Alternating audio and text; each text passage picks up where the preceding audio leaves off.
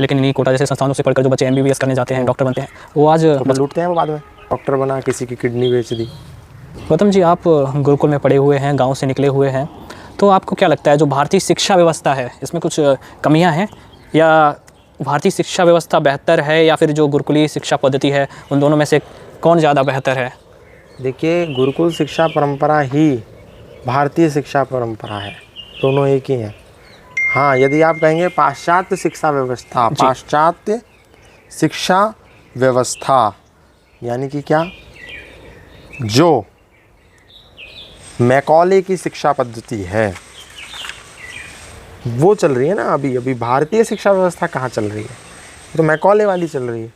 तो यदि गुरुकुल वाली चलेगी तो इस देश का थोड़ा कल्याण हो सकता है, तब तो संभव है। अंतर क्या है गुरुकुलीय शिक्षा व्यवस्था में और मैकाले शिक्षा व्यवस्था में? मैकॉले तो नौकर बनाता है और गुरुकुल वाला वो राजा बनाता है। कैसे? प्रैक्टिकली आप देखिए, मैकॉले की जो शिक्षा व्यवस्था है वो पूर्ण रूप से नौकर बनाने की शिक्षा व्यवस्था है, गुलाम बनाने की। अंग्रेज़ों के गुलाम हम क्यों बने? उनकी शिक्षा व्यवस्था पढ़ के उनके गुलाम हो गए। गुरुकुल का कोई बच्चा गुलामी नहीं कर सकता, ना अंग्रेज़ों की, ना अंग्रेजियत की, ना कभी की। अभी ये जितने कोटा इंस्टीट्यूट खुले हैं सब मैकॉले सिस्टम से चलते हैं। हर दिन कोई बच्चा आत्महत्या करता है। देश में आज भी 1 लाख बच्चा गुरुकुल में पढ़ता है, लेकिन छोटे मोटे गुरुकुल में, लेकिन कोई आत्महत्या नहीं करता। लेकिन इन्हीं कोटा जैसे संस्थानों से पढ़कर जो बच्चे एमबीबीएस करने जाते हैं, डॉक्टर बनते हैं, वो आज तो फिर लूटते हैं वो बाद में। कोरोना जैसी महामारी आ जाती है तो लूट लेते हैं। 1000 रुपये का इंजेक्शन 1-1 लाख में बेचते हैं। तो क्या है, आप इसको सफलता मानते हैं?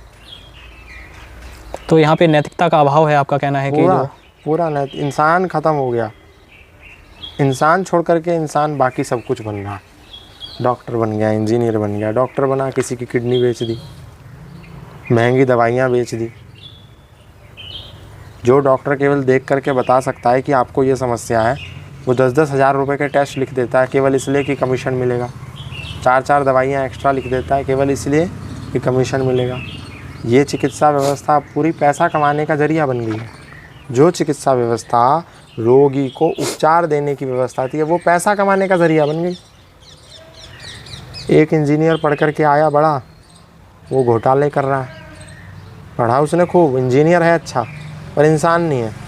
इसलिए उसने ये सोचा नहीं कि ये जो पुल बनेगा इसमें अगर मैं धांधली करूँगा कल के दिन ये पुल गिर जाएगा, इसमें कई लोग दब करके मर जाएंगे। उसने जब ये नहीं सोचा तो ऐसा ही हुआ, लोग दब के मर गए।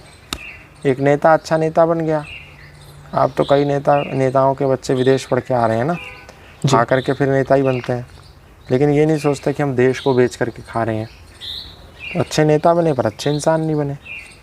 और किस किस का पूछेंगे? प्रोफेसर, अच्छे टीचर हैं, पढ़ा सकते हैं पर पढ़ाते नहीं हैं, काम चोरी करते हैं, मतलब अपना कर्तव्य नहीं निभा रहे हैं। तो पढ़ लिए फिर क्या फ़ायदा हुआ?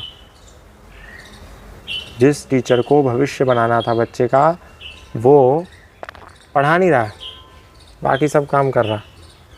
केवल उसको ये है कि सैलरी मिल रही है, अब क्या पढ़ा के क्या करना है, छोड़ो।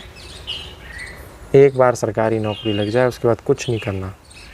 मतलब कुछ नहीं करने के लिए लोग इस देश में सरकारी नौकरी ढूंढते हैं। किसी से भी पूछो सरकारी नौकरी क्यों चाहिए, कुछ नहीं करना। फिर कुछ करने के लिए जिस दिन ढूंढने लगेंगे उस दिन देश की व्यवस्था बदलेगी।